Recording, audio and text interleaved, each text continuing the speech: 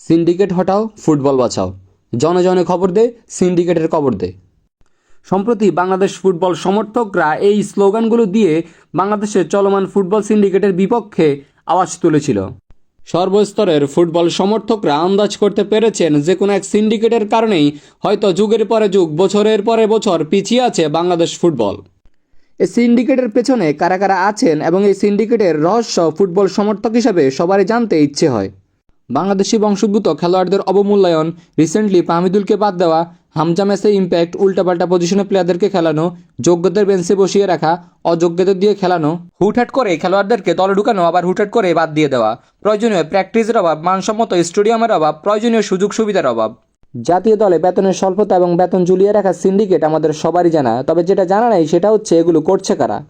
Facebook এবং social মিডিয়ায় বেশিরভাগ লোককেই দেখছি বাংলাদেশ জাতীয় দলের কোচ জ্যাব্রিয়েল ক্যাবেরাকেই সিন্ডিকেটের একটা মূল হোতা হিসেবে ভাবছেন।